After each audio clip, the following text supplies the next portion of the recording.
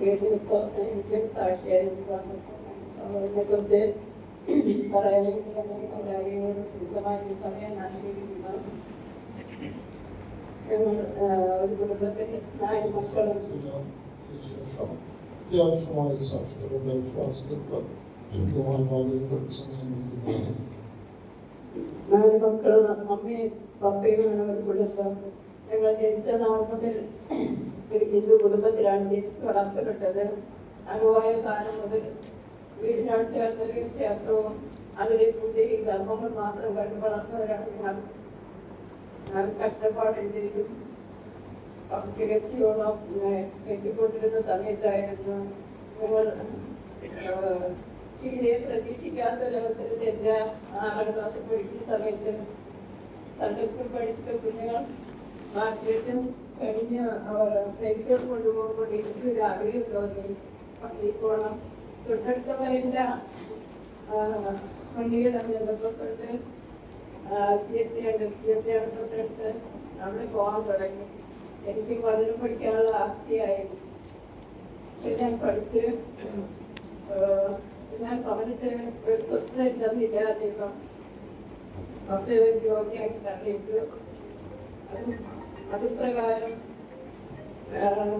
പപ്പയും പല ക്ഷേത്രങ്ങളിൽ കൊണ്ടുപോയെങ്കിലും ഒരു വിടുതൽ പപ്പയ്ക്ക് കിട്ടാതെ വന്നു. എന്നിട്ട് CSCയിലെ പുരോഹിതനാണ്. നല്ല ആജ്ഞയുണർവുള്ള ആളായിരുന്നു. പപ്പയുടെ ശരീരത്തിലുള്ള വിശാലിനെല്ലാം ഒഴിപ്പിക്കാൻ തക്കവണ്ണം ഒരാഴ്ച ഞങ്ങളുടെ ഭവനത്ത് ഉപവസിക്കുകയും അതിലൂടെ വിശാലികളെല്ലാം പോകുവാനിടയായി. പപ്പയും അമ്മയും എല്ലാവരും കുടുംബത്തോടെ ഞങ്ങൾ CSCയിലായി. അവിടെ ഞങ്ങൾ ഇങ്ങനെ പോയിക്കൊണ്ടിരുന്നെങ്കിലും ഞങ്ങൾക്ക് കൂടുതലായൊരു ആജ്ഞാതമില്ലാതെ വരുന്ന നാടുകളായിരുന്നു. രോഗത്താലും കഷ്ടത്താലും ഞങ്ങൾ വളർന്ന് ഒരു നേരത്തെ ആഹാരത്തിന് കഴിക്കാൻ പാടില്ലാത്ത അവസ്ഥയിൽ കൂടെ കടന്നു പോയിക്കൊണ്ടിരുന്നു. അങ്ങനെ പ്രായത്തിൽ തന്നെ 16 വയസ്സ് കഴിഞ്ഞപ്പോൾ എൻ്റെ ഈ 2ാമത്തെ സഹോദരൻ വിവിധ ഭാഗത്തോട്ട് കടന്നു വരുവാനിടയായി. വീട്ടിൻ്റെ അടുത്തുള്ള ഒരു സഹോദരി ചോദിച്ചു. ഞങ്ങളുടെ അടുത്തുള്ള കഷ്ടത മുഖാന്തരമാണ് ആ സഹോദരൻ പറഞ്ഞു ചോദിച്ചു, റബ്ബറിൻ്റെ പാലെടുക്കാൻ വേണ്ടി നിങ്ങളുടെ മോനെ വിടുമോ? പപ്പയോ പറഞ്ഞു വിടാന്ന് പറഞ്ഞു. മുഖാന്തരം അവിടെ പാലെടുക്കുവാൻ വേണ്ടിയാണ് ഇവരുടെ ഭാഗത്തോട്ട് കടന്നു വരുന്നത്. അവിടെ നിന്ന് പാലെടുത്തിട്ട് അവർ കഴിക്കാൻ പോകുന്ന ഒരു കടയുണ്ട് തൊട്ടടുത്ത്. അവർ ജീവിക്കാൻ ശാസ്ത്രത്തിൽ പോകുന്ന ഒരു മാതാവും പിതാവുമായിരുന്നു. മക്കൾ വിദേശത്തായാലും കാരണം അവർക്ക് നേരം പോക്കിന് വേണ്ടി കൊടുത്ത കടയായിരുന്നു. അവിടെ ചെന്ന് കഴിച്ചിട്ട് ഒരു ദിവസം അവരോട് ചോദിച്ചു, ഉച്ചയ്ക്ക് ശേഷം ഞങ്ങളുടെ കടയിൽ നോക്കാൻ വരാമോ എന്ന് ചോദിച്ചു. ഓർന്ന് മറുപടി പറയുകയും ചെയ്തു. അവിടുത്തെ കുറച്ച് ദിവസം അങ്ങനെ പോയി. അത് കഴിഞ്ഞ് വീട്ടിൽ ഒരു ചോദിക്കുകയാണ്, എനിക്ക് ഈ പാലെടുപ്പെല്ലാം നിർത്തിയിട്ട് ഞങ്ങളുടെ കടയിൽ ഫുള്ളായിട്ട് നിൽക്കാൻ പറ്റുമോ എന്ന് ചോദിച്ചു. അതുപോലെ അതും ചെയ്തു. അങ്ങനെ ഫുള്ള് ആ കടയിലായി. അവിടെ ജോലി ചെയ്തതിൻ്റെ ട്രെയിനിങ് പഠിച്ചു. ടൈൽ പണികൾ കുറച്ച് പഠിച്ചു. അങ്ങനെ ഇരിക്കുമ്പോൾ വലിയ കുട്ടികൾക്ക് കൂടാതെ ഞങ്ങളുടെ കഷ്ടപ്പാട് കാരണം ഓരോ മാസവും ജോലി ചെയ്ത് ആ പൈസ എല്ലാം കൊണ്ട് അമ്മയ്ക്കൊക്കെ ഏൽപ്പിക്കും. കടന്നു വരുമ്പോൾ ബസ് ഫെയറിനുള്ള കാശ് തന്നെ അമ്മയുടെ സൗഭാഗ്യമാണ് വരുന്നത്. അങ്ങനെ ഇരിക്കുമ്പോൾ അവർ വിശ്വാസത്തോടെ എവിടെ പോയാലും ആ കടയിലെ മുതലാളിയെ പോലും വിശ്വാസത്തോടെ ഏൽപ്പിച്ചിട്ട് എല്ലാ കാര്യങ്ങളും ഏൽപ്പിച്ചിട്ട് അവർ എവിടെ വേണമെങ്കിൽ പോയിട്ട് വരും. അതെന്ന് അവർ ചോദിച്ചു, പള്ളിയിൽ വന്നൂടെ? എല്ലാവർക്കും തിരിഞ്ഞു പോകും.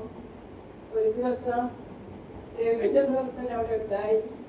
കടയിൽ കഴിക്കാൻ കൊടുത്തുകൊണ്ടിരിക്കുമ്പോൾ അവർ കഴിക്കാനുള്ളവർക്ക് അവർ പ്രശ്നങ്ങളായി. അവർ ചീത്ത പറയുവാൻ തുടങ്ങി. പറഞ്ഞു, കടയിൽ നിന്നാൽ വീട്ടിലേക്ക് പോയി പുറത്ത് നിന്ന് ചീത്ത പറയുവാൻ അവർ ആവശ്യപ്പെട്ടു. 2-3 പ്രാവശ്യം പറഞ്ഞെങ്കിൽ ആ വ്യക്തി കേട്ടില്ല. അതുമാത്രം അവർ ഉടനെ എന്നെ ദേഷ്യം വന്നിട്ട് അല്ലെങ്കിൽ അടുത്തെത്തിച്ചു. അവിടെ നിന്ന് പുറത്ത് പോയി ആ വ്യക്തി അവിടെ ആൾക്കാരെല്ലാം കുട്ടി പടികളുമായിട്ട് എന്നെ അടിക്കണം, എന്നുള്ള ദേഷ്യത്തോടെ വന്ന് കോപത്തോടെ നിൽക്കുകയാണ് കണക്ക് ചുറ്റുക. ആ പിതാവ് അവനെ പിടിച്ചു മാറ്റി ബാക്കിലോട്ട് മുന്നോട്ട് നിർത്തിയിട്ട് ആ മാതാവ് ഇറങ്ങി ഓടിയിട്ട് ബെത്തോമിലോട്ട് ഓടിയിട്ട് ചെന്ന് പറഞ്ഞു ആ പറയുന്ന വൈദ്യ അടിക്കാനായിട്ട് ആൾക്കാർ ഇങ്ങനെ വളർന്നിരിക്കുകയാണ്. എന്നാൽ അവർ അവിടെ ഇരുന്ന് ഒരു നിമിഷം പ്രാർത്ഥിച്ചിട്ട് ആ മാതാവ് കടയിൽ വരുമ്പോൾ അലർന്ന സിംഹം പോലെ എന്ന ജനങ്ങളെല്ലാം എവിടെ പോയതെന്ന് എനിക്ക് അറിയില്ല. അവരെല്ലാം പിന്മാറി പോയതായിട്ടാണ് കാണുന്നത്. അതിലൂടെ ഒരു വിശ്വാസം ദൈവം അവിടെ അവർക്ക് ഓർമ്മിക്കാനിടയായി. വീണ്ടും ഒരു ദിവസം കൂട്ടുകാർ വന്ന് ചോദിക്കുകയാണ്, ഒരു ആക്സിഡന്റ് കൊക്കയിലേക്ക് വണ്ടി പറഞ്ഞ് എനിക്ക് കാണാൻ വരുന്നു. ഇല്ല, ഞാൻ കരുതില്ല, എനിക്ക് കടയിൽ ഒത്തിരി പണിയുണ്ട്. പക്ഷെ അവിടെയും ദൈവം തടുത്തു പോകാൻ അനുവദിച്ചില്ല. ആ വണ്ടിയിൽ പോയവരെല്ലാം വീണ്ടും ആ കൊക്കയിലോട്ട് പറഞ്ഞ് അവിടെ കാലുകളെല്ലാം ഒടിഞ്ഞു. എല്ലാവർക്കും പരുപ്പോടും കൂടെ അവിടെ കിടന്ന് പിടിക്കുന്നു. ഞങ്ങൾ ഇതേപോലെ ആക്സിഡന്റിൽ പറ്റി. ദൈവം അവിടെയും ഒരു അത്ഭുത വിശ്വാസത്തെ അവരിലൂടെ ഉറപ്പിച്ചു. അവിടെ പള്ളിയിൽ പോകാൻ തുടങ്ങുന്ന നാളുകളിലൊക്കെ പിന്മാറ്റത്തിൽ കൂടെ ഉൾപ്പെട്ടിരുന്നുവെങ്കിലും വീണ്ടും ദൈവം അവിടെ പൂർണ്ണ വിശ്വാസത്തെ കൊടുത്തു. അവിടെ പള്ളിയിൽ അവർ ആ കടയിലുള്ളവർ പോകുന്നതിന് മുമ്പായി തന്നെ എല്ലാ പണികളും ഒരുക്കി വെച്ച് പോകും. അത് കഴിഞ്ഞ് ഈ സഹോദര മുഖാന്തരമാണ് ഈ ദീപം എന്നുള്ള ഒരു സഭ തന്നെ ഒരു പരിശുദ്ധ കൂട്ടായ്മ തന്നെ ഞങ്ങൾ അറിയുന്നത്. അവിടുന്ന് വിശ്വാസത്തിൽ പോയിക്കൊണ്ടിരുന്ന ആ സമയത്ത് ഞങ്ങളെല്ലാം വിളിച്ചു പറയും, എന്നെ വിളിച്ചു പറയും, ഞാൻ കല്യാണം കഴിഞ്ഞു പോയെങ്കിലും വീട്ടിൽ ചെന്ന് കയറിയതെങ്കിലും ഭവനത്തിലായിരുന്നു. അവിടെ എനിക്ക് കഷ്ടതയും രോഗവും കുഞ്ഞുങ്ങൾക്കും എല്ലാം കടന്നുകൊണ്ടിരുന്നു. ഞാനും അവിടെ CSIയിലാണ് പോയിക്കൊണ്ടിരുന്നെങ്കിലും ഈ സഹോദരൻ വിശ്വാസത്തെ അറിഞ്ഞ് നാളെ മുതൽ വിളിക്കും, നിങ്ങളുടെ രോഗങ്ങളെല്ലാം മാറും, നിങ്ങൾ ചാണിയിൽ വെയിറ്റോമിൽ പോകണം. എന്നെ പിശാച് അനുവദിച്ചില്ല, ഞാൻ പിന്മാറിപ്പോയി, തടസ്സങ്ങളെല്ലാം ഞാൻ പറ്റുള്ള. പക്ഷെ അവിടെയും ഈ സഹോദരനൊരു താങ്ങാൻ ഒരു ദിവസം ഒരറിയിപ്പുമില്ലാതെ ഞങ്ങളുടെ ഭവനത്തിൽ വരികയും ഞങ്ങളെ കൊണ്ട് ചാടിയിലാക്കുകയും ചെയ്തു. അന്ന് മുതൽ ഇതുവരെയും ചാടിയിൽ ഞങ്ങൾ വിശ്വാസത്തോടെ പോകുന്നു. ഈ സഹോദരൻ ഞങ്ങൾക്ക് തന്ന മാതൃകയും ഓരോ വചനത്തിലൂടെയും തന്ന ആ വിശ്വാസവും ഓരോ വചനവും തന്ന് ഞങ്ങൾ ആശ്വസിപ്പിക്കുമായിരുന്നു. വീട്ടിൽ വിളിച്ചാലും വചനത്തിലൂടെ മാത്രമേ സംസാരിക്കുകയുള്ളൂ. പറയും, നിങ്ങൾ ഈ വചന പ്രകാരം തന്നെ മുന്നോട്ട് പോകണം, പിന്മാറി പോകരുത്, സാത്താൻ പിടിച്ചു വരയ്ക്കും. അതിലൊന്നും പതറിപ്പോകാതെ ജീവിതപാത വിശ്വാസത്തെ പിൻപറ്റി ജീവിക്കാൻ മാതൃക തന്നു. വിലക്കിറങ്ങിയ ഈ കർത്താവ് വിളിച്ചു വേർതിരിച്ച നാൾ മുതൽ ഇന്നുവരെയും ദൈവത്തിന്റെ വേലയിലായിരുന്നു. പക്ഷേ ദൈവം ഇരമ്യാവിന്റെ 5 പറയുന്നത് പോലെ, എന്നെ ഉദരത്തിൽ ഉരുവാക്കിയതിനു മുമ്പേ ഞാൻ നിന്നെ അറിഞ്ഞു, നീ ഗർഭപാത്രത്തിൽ നിന്നും പുറത്ത് വന്നതിന് മുമ്പേ ഞാൻ നിന്നെ വിശുദ്ധീകരിച്ചു, ജാതികൾക്ക് പ്രവാചകനാക്കിയിരിക്കുന്നു. ആ വചനപ്രകാരം ദൈവം ഈ 4 മക്കൾ രണ്ടാമത്തവനെ മുൻകൂട്ടി ദൈവം നേരത്തെ തന്നെ കണ്ടിരുന്നു. ഉദരത്തിൽ ഉരുവാകുന്നതിന് മുമ്പേ തന്നെ ദൈവം അറിഞ്ഞു, കണ്ടു. ഫലം കായ്ക്കുന്നൊരു മുന്തിരിവള്ളിയായി കാണപ്പെട്ടു. ദൈവം വിളിച്ച് വേർതിരിച്ചു.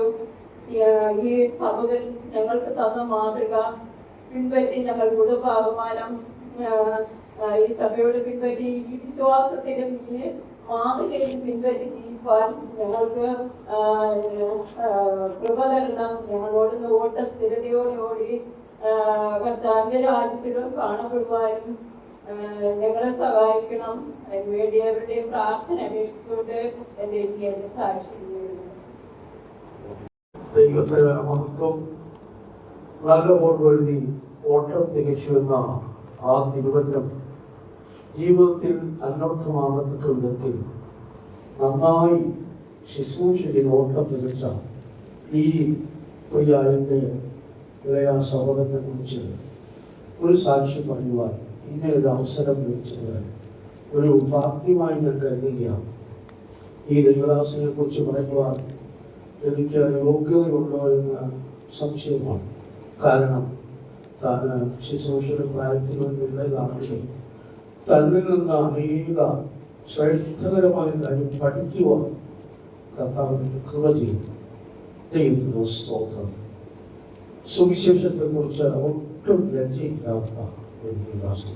പാസ്റ്റർ ഇപ്പോൾ പറഞ്ഞ ആ വിഷയം ഞാനിവിടെ പറയാനിരുന്നതാണ്. അതുകൊണ്ട് ഞാനതിനെക്കുറിച്ച് വിശദീകരിക്കുന്നില്ല. കർത്താവിൻ്റെ വേദിയിൽ തൂണുകളായി എണ്ണപ്പെട്ടവരിൽ ഒരാളായിരുന്നു ഈ ദൈവദാസൻ എന്ന് പറഞ്ഞാൽ അത് അതിശയമല്ല എന്ന് എനിക്ക് തോന്നുന്നു. തിരുവല്ലയിലും കോട്ടയത്തും 2 പതിറ്റാണ്ടുകൾ കർത്താവിൻ്റെ വേല ചെയ്തതിനു ശേഷമാണ് ഇവിടെ വന്നത്. ഞാൻ കൊട്ടാരത്തിൽ നിന്ന് 2003 തിരുവല്ലയിൽ വരുമ്പോൾ ഈ ദൈവദാസൻ അവിടെ ഉണ്ടായിരുന്നു. സുവിശേഷ പ്രവർത്തനങ്ങളിലുള്ള തൻ്റെ തീഷ്ണതയായിരുന്നു എന്നെ തന്നോട് അടുപ്പിച്ചത്. ഞങ്ങളൊന്നിച്ച് പല സ്ഥലങ്ങളിലും ട്രാക്ട് കൊടുക്കുവാനും അതുപോലെ ഓപ്പൺ മീറ്റിംഗ് നടത്തുവാനും ഒക്കെ പോയത് അത് ഞാനിപ്പോൾ ഇന്ന് പോലെ ഓർക്കുന്നു. വിശേഷിച്ച് സുവിശേഷ വിരോധികൾ ഞങ്ങൾ പോകുന്ന വഴിയിൽ ചില തടസ്സമുണ്ടാക്കാൻ ശ്രദ്ധിച്ചപ്പോൾ പാസ്റ്റർ റോയി പറഞ്ഞുകൊണ്ട് തിരിച്ചു പോകാൻ തീരുമാനിച്ചപ്പോൾ ഈ ദൈവദാസൻ പറഞ്ഞാൽ ഒന്നും പേടിക്കണ്ട, എന്തിനു പേടിക്കണം എന്ന് പറഞ്ഞ് ഞങ്ങളെ ധൈര്യപ്പെടുത്തി ഓർത്തപ്പോൾ ആ ധൈര്യം എനിക്കില്ലാതിരുന്നല്ലോ. ദൈവത്തിന് സ്തോത്രം. ഈ ശുശ്രൂഷയ്ക്ക് താൻ വന്നതിൻ്റെയും തൻ്റെ ജീവിതത്തിൻ്റെ തുടക്കത്തെക്കുറിച്ചും താൻ ആ കാലങ്ങളിൽ എന്നെ ഓർപ്പിച്ച് ഞാൻ ഓർക്കുന്നു. ഭയാനകരമായ കത്തി എരിഞ്ഞുകൊണ്ടിരിക്കുന്ന നരകത്തെക്കുറിച്ചൊരു കാഴ്ച ഞാൻ കണ്ടു. ഇവിടെയാണല്ലോ രക്ഷിക്കപ്പെടാത്ത ആത്മാക്കൾ പോകുന്നത് ഓർത്ത് ഭയന്ന രാത്രിയിൽ വിശ്വാസം വീട്ടിൽ ഓടി വന്നു എന്നാണ് താൻ പറഞ്ഞത്. തുടർന്നാണ് തൻ്റെ രക്ഷയുടെ അനുഭവം ആരംഭിക്കുന്നത്. താൻ തിരുവനന്തപുരത്തുകാരനായിരുന്നെങ്കിലും അവിടെ ഉള്ളസ്ഥാനത്ത് വെച്ചാണ് ഈ വിശ്വാസത്തെ സ്വീകരിക്കുന്നത്. കർത്താവിൻ്റെ വേലയ്ക്കായി തീരുമാനമെടുക്കുന്നത്. തന്നെ പരിചയപ്പെട്ടതും തന്നോടൊപ്പം തിരുവല്ല സമ്പന്നനായിരുന്നതും എൻ്റെ ജീവിതത്തിലൊരു ഭാഗ്യമായി ഞാൻ കരുതുകയാണ്. കാരണം എന്നിലില്ലാത്ത അനേക വിശേഷിക്കപ്പെട്ട ഗുണങ്ങൾ തന്നിൽ കാണുവാനിടയായി തോന്നും. തൻ്റെ പ്രാർത്ഥനയിൽ ആ സ്പോട്ടിൽ തന്നെ സൗഖ്യം പ്രാപിച്ച പലരുണ്ട്. അത്ഭുതകരമായ കാര്യം. താൻ ഇരുന്ന എല്ലാ വിശ്വാസ വീടുകളിലും പാസ്റ്റർ വെറുതെ ഇരുന്നു എന്ന് പറയാൻ തക്കവണ്ണം എന്തെങ്കിലും ഒരു പുതുമ അവിടെ ഉണ്ടായിട്ടുണ്ട്. ഈ വേലയിൽ കെട്ടിപ്പടുക്കുന്നതിൽ ഉയർത്തുന്നതിൽ പരിശ്രമമല്ല, അക്ഷീണ പരിശ്രമം ചെയ്തു. കഠിനാധ്വാനം എന്ന വാക്ക് ഉപയോഗിക്കുന്ന ഒരിക്കലും തെറ്റല്ല. അതുപോലെ തൻ്റെ ആരോഗ്യം, തൻ്റെ സൗഖ്യം, തനിക്കുള്ളതൊക്കെ അതിനുവേണ്ടി ചെലവഴിച്ചു എന്ന് പറയുന്നത് ഒരിക്കലും അതിശയോക്തിയല്ല. പിന്നെ ദൈവത്തിന് സ്തോത്രം. നല്ല അഭിഷേകമുള്ളൊരു വ്യക്തി. വിദ്യാഭ്യാസത്തിൻ്റെ കൂടുതലല്ലെങ്കിലും അതിനേക്കാൾ അധികമായി വചനവെളിപ്പാടുകൾ തന്നെ എന്ന് ഞാൻ കേട്ടിട്ടുണ്ട്. ദൈവത്തിന് സ്തോത്രം. ഇത്രയും ദൈവം ഒരാളെ ഉപയോഗിച്ചതിൻ്റെ കാരണം അതുപോലെ ദൈവസ്ഥിതി ഇരിക്കുകയും തൻ്റെ മേൽ വ്യാപരിച്ചിരുന്ന അഭിഷേകം അത് അടക്കുവാൻ കഴിയാത്തൊരു അനുഭവമായിരുന്നു. അതുപോലെ കുശിനി വേലകൾ ഞാൻ എറണാകുളത്ത് വന്നപ്പോൾ ഇദ്ദേഹത്തെ അന്വേഷിച്ചപ്പോൾ പറഞ്ഞു കുശിനിയിലുണ്ടെന്ന് പറഞ്ഞു. ദൈവത്തിന് സ്തോത്രം. പ്രത്യക്ഷമായ സ്ഥാനത്തൊന്നും കാണപ്പെട്ടില്ലെങ്കിലും കഷ്ടപ്പെടുന്നവരുടെ കൂട്ടത്തിൽ താനുണ്ടായിരുന്നു. ഞാൻ ഹൈറേഞ്ച് മേഖലയിൽ കർത്താവിന് വേല ചെയ്യുമ്പോൾ ഇദ്ദേഹം എനിക്കൊരു സഹായിയായിരുന്നതിൽ എടുത്തു പറയേണ്ട ആവശ്യമില്ല. ദൈവത്തിന് സ്തോത്രം. അതുപോലെ ഒരു മാതാവ് ഇദ്ദേഹത്തെ കുറിച്ച് പറഞ്ഞപ്പോൾ പറഞ്ഞത് വെനതി എന്ന പിതാവെന്ന്. ദൈവത്തിന് സ്തോത്രം.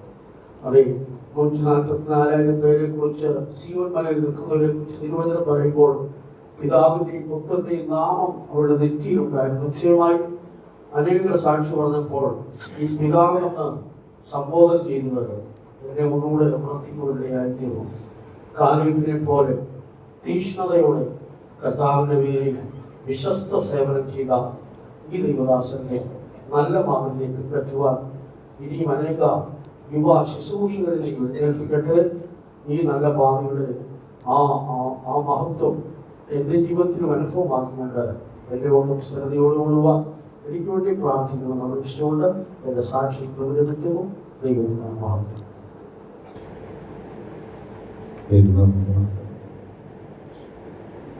അത്യാവശ്യമുള്ള ജീവിതത്തിൽ ചേർക്കപ്പെട്ട പാസ്റ്റർ ഈ സംസ്കാരം ഒരു സാക്ഷി പറയുവാൻ ദൈവത്തിന് വലിയ അവസരത്തെയോ നമ്മയോട് സ്തോത്രം ചെയ്യും.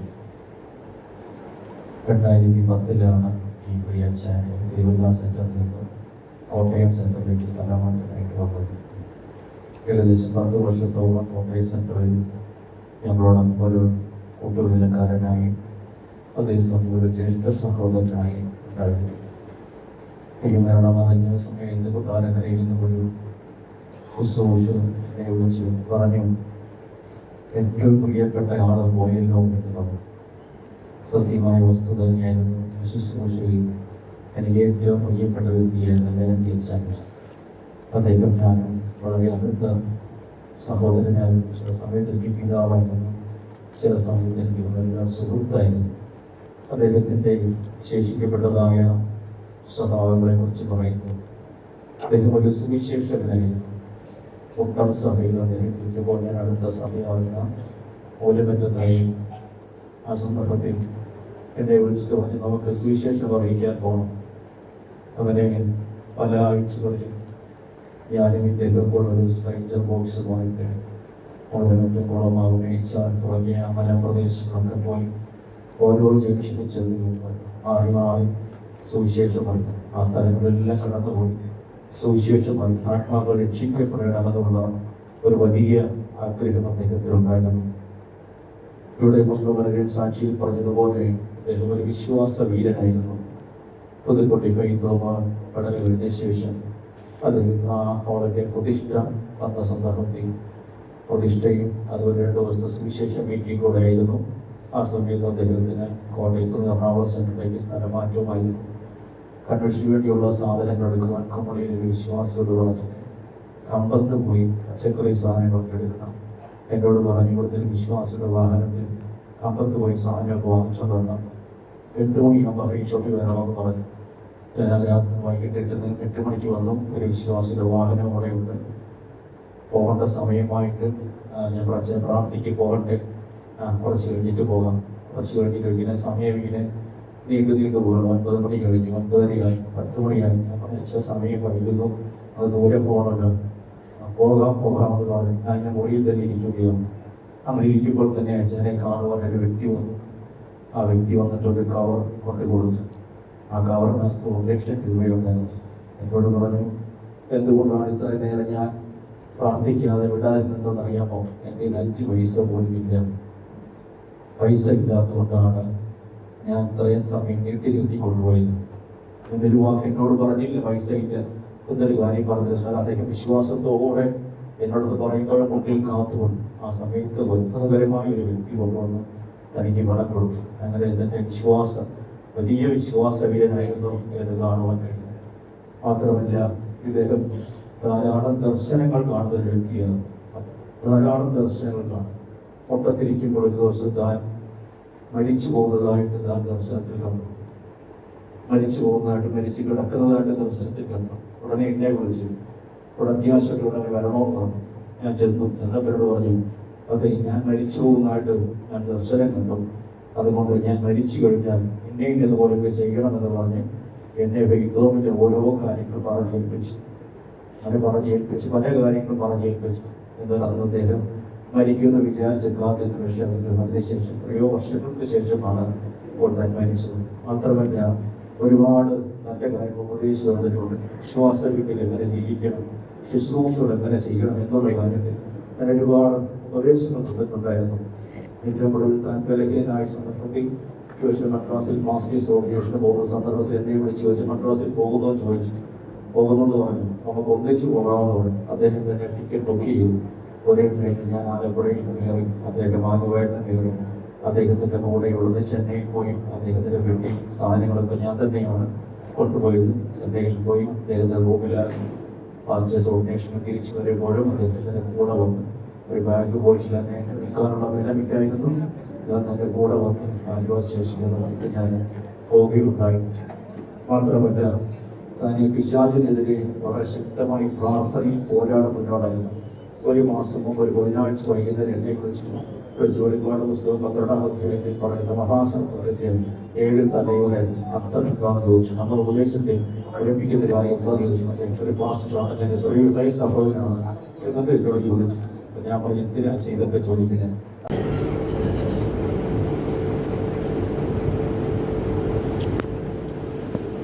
ദൈവത്തിൻ്റെ പരിശുദ്ധമായ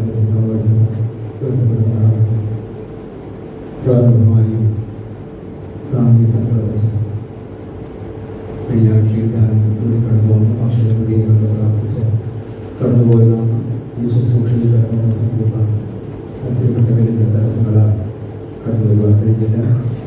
അതുപോലെ പ്രത്യാശയും പ്രാർത്ഥനയും ഓർമ്മിക്കുക. ദൈവത്തിൻ്റെ പരിശുദ്ധമായ നാമമായിട്ടുള്ളതാണ്.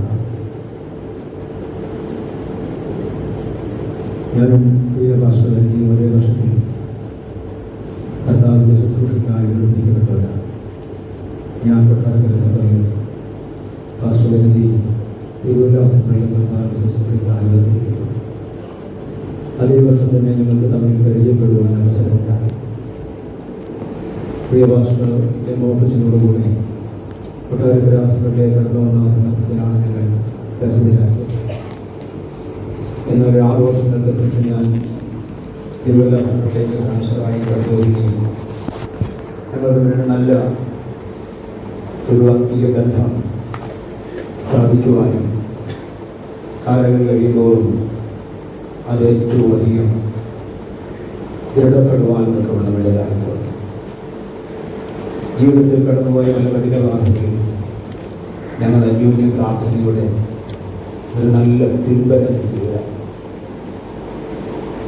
മിക്കവാറും എല്ലാ ദിവസങ്ങളും ഞങ്ങൾ മുന്നിൽ സംസാരിക്കാറുണ്ട്. എൻ്റെ ജീവിതത്തിൽ പലതുകൊണ്ട് തന്നെ വളരെയേറെ സ്വാധീനിച്ച ഒരു വ്യക്തിത്വമായിരുന്നു പ്രിയ പാസ്റ്റർ വല്ലതിയുടെ. എൻ്റെ വിശ്വാസത്തെ ആ വിശ്വാസത്താൽ സംഭവമാകുന്ന അത്ഭുതങ്ങളിൽ ഞാൻ അടുത്തു നിന്നുണ്ട്. എൻ്റെ ജീവിതത്തിൻ്റെ വിശ്വസ്തതയെ എൻ്റെ ജീവിതത്തിൽ ഞാൻ ആവോളം അനുഭവിച്ചിട്ടുണ്ട്. ഇവിടെ കഴിഞ്ഞ ജൂലൈ മാസം അവസാന ആഴ്ചയിൽ ഞാൻ കടന്നു വന്ന കാണണമെന്ന് താല്പര്യപ്പെട്ടിരിക്കുകയായിരുന്നു. ചില മാസങ്ങൾക്ക് മുമ്പ് ഒരു വിശുദ്ധ സഹായം കഴിഞ്ഞ റൂമിൽ ചെല്ലുമ്പോൾ തന്നെ മിസ്കോൾ കോൾ അധിക കോളുകൾ ഞാൻ കണ്ടു. അപ്പോൾ ഞാൻ തിരിച്ചു വിളിച്ചപ്പോഴാണ് പ്രാണിയനുസരിച്ച് ശാരീരിക അസ്വസ്ഥത പ്രയാസമില്ല എന്നാണ് എന്നോട് പറഞ്ഞത്. ഞാൻ ശാരീരിക ബലഹീനതകളും കഷ്ടത്തിലൂടെ കടന്നുപോയി. കഴിഞ്ഞ ജൂലൈ മാസത്തിൽ ഞാൻ തന്നെ കാണുവാൻ താല്പര്യപ്പെട്ടിരിക്കുമ്പോൾ ജൂലൈ മാസം 17-ാം തീയതി രാവിലെ എന്നെ വിളിച്ചു. ഞാൻ അടുത്ത ഞായറാഴ്ച ഞാൻ എത്തുന്നുണ്ടെന്ന് പറഞ്ഞപ്പോൾ എന്നോട് പറഞ്ഞു, അല്ല ഇന്ന് തന്നെ വരണം എന്ന് പറഞ്ഞു. ഞാൻ സർപ്പത്തോട് അനുവാദം ചോദിച്ച് ജൂലൈ 17-ാം തീയതി വെള്ളിയാഴ്ച ഇവിടെ വന്നു. ഒരു ദിവസം എന്നോടുകൂടെ പാർത്തു.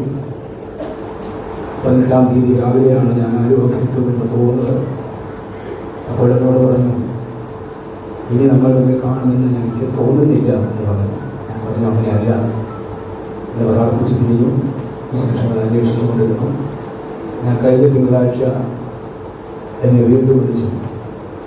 അത്യാവശ്യമായി ഇവിടെ വരെ വരണം, വന്നേ പറ്റും, പാസ്റ്ററോട് ചോദിച്ചാൽ മതി, പാസ്റ്റർ വീണ്ടും എന്ന് പറയും. 3 ആഴ്ചകൾക്ക് മുമ്പ് സന്ദർഭാഷ അനുവാദം ചോദിച്ചിട്ട് ഞാനിവിടെ വന്നതാണ്. പിന്നെയും സന്ദർഭത്തിനോട് ചോദിക്കുവാനുള്ള വലിയൊരു മടി എനിക്കുണ്ടായി. ഞാൻ ചോദിച്ചില്ല. തിങ്കളാഴ്ച 3 മണിക്കാണ് എന്നെ വിളിച്ചത്. ഇവിടെ വരെ വരണം, വന്നേ പറ്റും, പാസ്റ്ററോട് ചോദിച്ചാൽ മതി, ഭാഷ ചോദിക്കും. ആ 3 മണി മുതൽ 5 മണി വരെ ഞാൻ ചേർത്തക്കൽ ക്രൈസ്തവത്തിൻ്റെ മുറ്റത്തും ഹാളിലും സ്തോത്രം ചെയ്തുകൊണ്ട് നടന്നു. ഞാൻ സന്ദർഭത്തിനോട് ചോദിക്കുവാൻ എനിക്ക് മടിയായി. 6:30 പ്രാർത്ഥനയ്ക്ക് 8:30 വരെ ഞാൻ ദൈവത്തെ പ്രാർത്ഥിച്ചുകൊണ്ട് ഞാൻ സന്ദർഭത്തിനോട് ചോദിച്ചില്ല. 9 മണിയായപ്പോൾ എഴുന്നേറ്റിരിക്കുന്ന സഭാ ശുശ്രൂഷകൻ എന്നെ ഫോൺ ചെയ്തു. രാത്രി 9:30 ഫോൺ ചെയ്തിട്ട് എന്നോട് പറഞ്ഞു, ഞാൻ വെള്ളിച്ചാനെ കാണാൻ വന്നു. സന്ദർഭത്തിനോട് ചോദിച്ചു, അച്ഛനെ വിളിച്ചുകൊണ്ട് പോകാൻ പറഞ്ഞു. ഞാൻ ഇന്നലെ രാവിലെ ഇവിടെ വന്നു. 1 മണിക്കൂർ തമ്മിൽ സംസാരിച്ചു. 1/2 മണിക്കൂറുകൾ എനിക്ക് വേണ്ടി ഇവിടെ പ്രാർത്ഥിച്ചുകൊണ്ടിരുന്നു. വൈകുന്നേരമാണ് ദൈവത്തിൻ്റെ സ്തോത്രം ഞാൻ കടന്നു പോകുന്നത്. എനിക്കൊരത്ത ദുഃഖമുണ്ട്. കഴിഞ്ഞ രാത്രി ഞാൻ തന്നോടുകൂടി ഇവിടെ ആയിരിക്കണമെന്ന് ഞാൻ ആഗ്രഹിച്ചു. അതെനിക്ക് സാധിച്ചില്ല. ദൈവത്തിൻ്റെ സ്തോത്രം.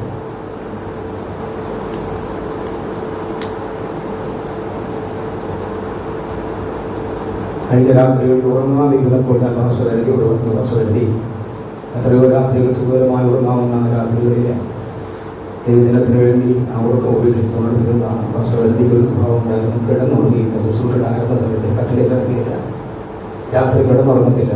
ഇരുന്ന് പ്രാർത്ഥിച്ചിട്ട് അങ്ങനെ ഇരുന്നുറങ്ങും, കിടന്നുറങ്ങത്തില്ല, കട്ടിലേക്ക് കിടന്നുറങ്ങത്തില്ല. ദൈവത്തിൻ്റെ സ്തോത്രം. മാനസികമായ പല ക്ലേശങ്ങളിലൂടെ കടന്നുപോയ സന്ദർഭങ്ങളിൽ ഞാൻ വിശ്വസ്തനായിരുന്നു. ഒരിക്കലും വലിയൊരു കാര്യമുണ്ട്, അത് ഒരു വാക്ക് പ്രാർത്ഥിച്ചിട്ട് ഭക്ഷണം കഴിച്ചിട്ട് സുഖമായി ഉറങ്ങും. ഈ രാത്രി എടുത്തു ഞങ്ങൾക്ക് ഒരു ഉണർന്നു.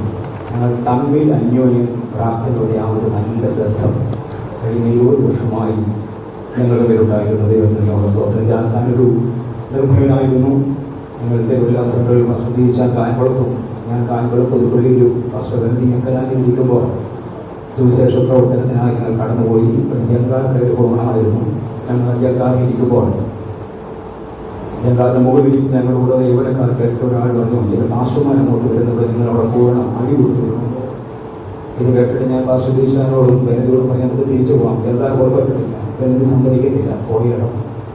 ഞങ്ങൾ അവിടെ പോയി നടന്നു. ഞങ്ങളുടെ 3 പേരുടെയും കുഞ്ഞുങ്ങളുടെയും പുറകെ ചില യൗവനക്കാർ ഞങ്ങളെ പിന്തുടർന്നു വന്നു. അല്പസമയം കഴിഞ്ഞപ്പോൾ ബെനദിയെ നോക്കുമ്പോൾ ആ പറഞ്ഞ വ്യക്തികളുടെ ഡ്രാഫ്റ്റ് കൊടുത്തു. അതിനുശേഷം ഞങ്ങൾ അവിടെ എല്ലാം ഡ്രാഫ്റ്റ് കൊടുത്ത് ഞങ്ങൾ വടങ്ങി വരുവാനൊക്കെ വന്നു. ഞങ്ങളായി തോന്നുന്നു. ദൈവത്തിനുള്ള സ്തോത്രം. പ്രിയ സഹോദരനെ ആരംഭിച്ചതായ നല്ല പ്രവൃത്തി കർത്താവ് തിരിച്ചതോർത്ത് ദൈവത്തെ സ്തുതിക്കുന്നു. എൻ്റെ ശിഷ്ടായുസും ദൈവത്തിനത്തോണം ദൈവസാധനത്തോണം ശുശ്രൂഷ ജീവിതവും ചെയ്ത് നല്ല അവകാശം പ്രാപിക്കാൻ എല്ലാ വിശുദ്ധന്മാരുടെ ദൈവജനത്തിൻ്റെയും പ്രാർത്ഥനയെ അപേക്ഷിച്ചുകൊണ്ട് എൻ്റെ വാക്കുകൾ ഞാൻ വിരമിക്കുന്നു.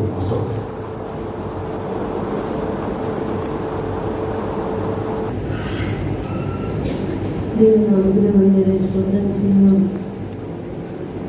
ഇങ്ങനെയൊരു സന്ദർഭത്തിൽ കർത്താവിൽ നിന്ന് പ്രാപിച്ച പ്രിയ പാസ്റ്ററെ കുറിച്ച് ഒരു വാക്ക് സാക്ഷിയായി നിൽക്കുവാൻ കർത്താവ് എൻ്റെ ജീവിതത്തിലും ഭാഗ്യപ്പെടുന്നതിനാൽ സ്തോത്രം.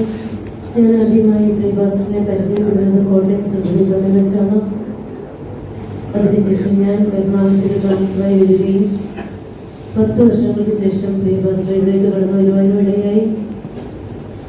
2022-23 കാലയളവുകളിൽ കർത്താവിൻ്റെ വേലയോടനുബന്ധിച്ച് പുതിയ എന്ന സ്ഥലത്ത് ഞങ്ങൾക്ക് ഒരുമിച്ച് കർത്താവിൻ്റെ വേല ചെയ്യുവാനും ദൈവടിയുടെ ഭാഗ്യം തന്നതിനാൽ ഞാൻ ദൈവത്തെ സ്തുതിക്കുന്നു.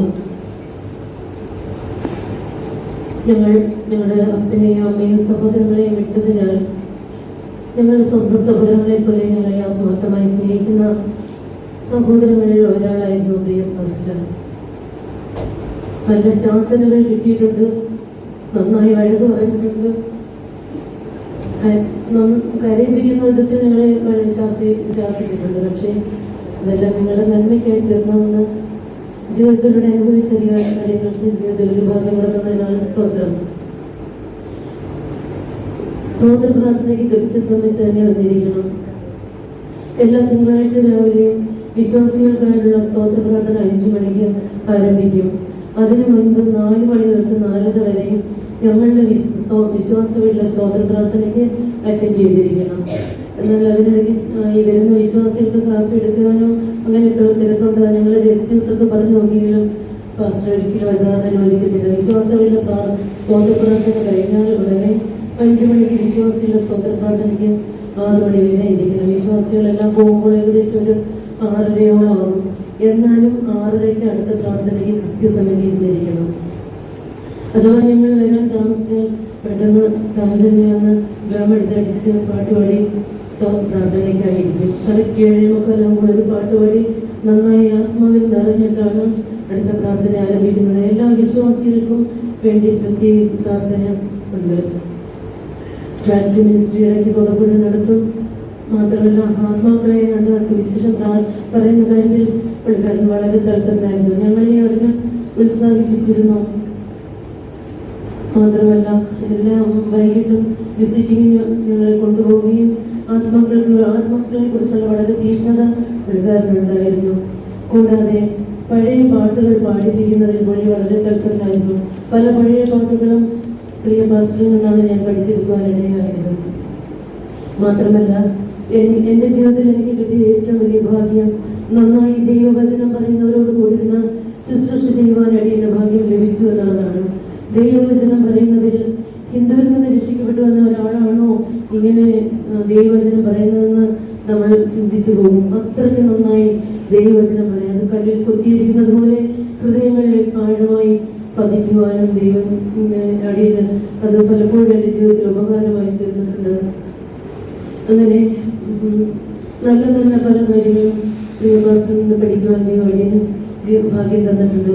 നിങ്ങളോട് ദൈവവചനം പ്രസംഗിച്ച് നിങ്ങളെ നടത്തിയവരെ ഓർത്തുകൊള്ളുകയും അവരുടെ ജീവാവസാനം ഓർത്ത് അവരുടെ വിശ്വാസത്തെ അനുകരിക്കുന്ന തിരുവചനത്തിൽ കാണുന്നത് പോലെ പ്രിയമാസ്റ്റർ കാണിച്ച നല്ല മാതൃകകളെ പിന്തുടരുവാൻ അടിയനും ആഗ്രഹിക്കുന്നു. എല്ലാവരെയും വേണ്ടി പ്രാർത്ഥിക്കണമെന്ന് വിളിച്ചത് ശ്രമിച്ചു.